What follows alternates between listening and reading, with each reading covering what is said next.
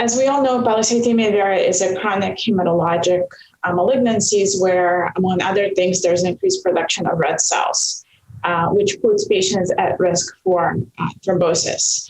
And the standard treatment for Polycythemia vera is therapeutic phlebotomies, plus minus cytoreductive therapy, depending on patients' risk categories. And so as a result, most patients spend some time with hematocrit that is above the goal of 45% because they're seen periodically. And when they're seen and their hematocrit is above 45%, they get a therapeutic phlebotomy. Management of patients with PV can be a challenge because they're often iron deficient in diagnosis, and repeated phlebotomies can make iron deficiency worse. However, iron repletion is not usually recommended in PV patients as can make erythrocytosis worse. So managing this condition can be a challenge. So this is a trial of hepcidin mimetic in patients with Polycythemia vera who are heavily phlebotomy dependent. In this case, it was defined as needing 3 or more phlebotomies in the 6 months prior to initiation of this therapy. And the way hepcidin mimetic PTG-300 works is that typically in Polycythemia vera patient, hepcidin level is low. And as a result, iron is easily available for erythropoiesis. So uncontrolled erythropoiesis is happening in the bone marrow, and iron is available for that to take place.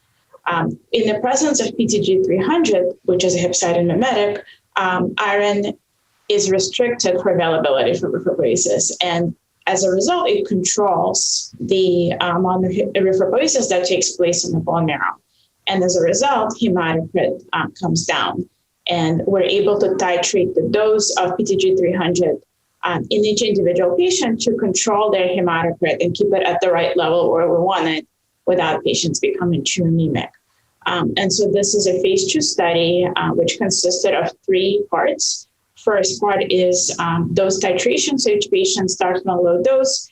It's a subcutaneous injection that's self-administered on a weekly basis. And every month the dose was titrated up to get hematocrit to be at about 45% or below for each individual patient. And then patients were maintained on this dose. And then the second part is randomized withdrawal. So patients are randomized to either get a placebo or to continue on the same dose that was effective for them in part 1. If a patient during this phase requires a phlebotomy, then they will stop the randomized withdrawal phase and will enter the extension phase and will go back on their last effective dose of PTG-300.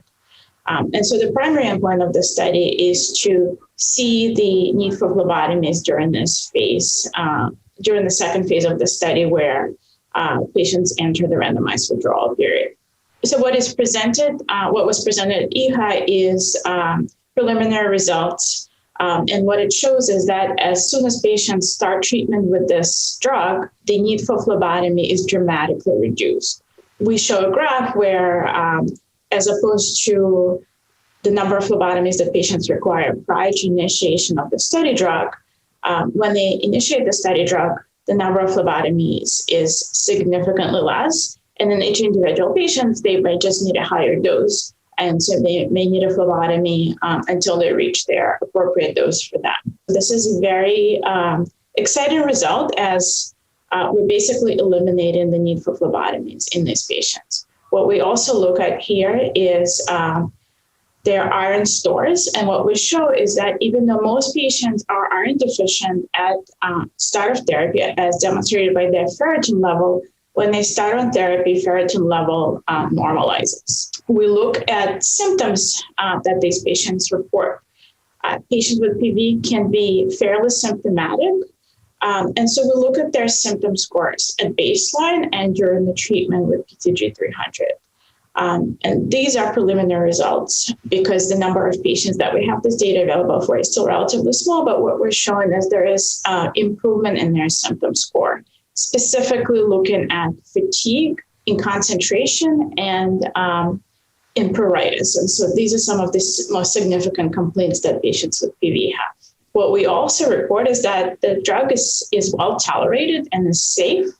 The most significant adverse events or the most frequent adverse events were injection site reactions that was seen in about 28% of injections. It was transient and none of the patients had to come off the drug because of the reaction. So most patients, as they continued on their treatment, the injection site reactions resolved. There were no grade 4 serious adverse events. And so this drug is effective in eliminating phlebotomies in patients that are phlebotomy dependent. And this effect was seen in patients that are treatment naive, meaning that the only treatment they're getting is phlebotomies, as well as in patients that are also receiving cytoreductive therapy, whether it's hydroxyurea, interferon, or ruxolitinib.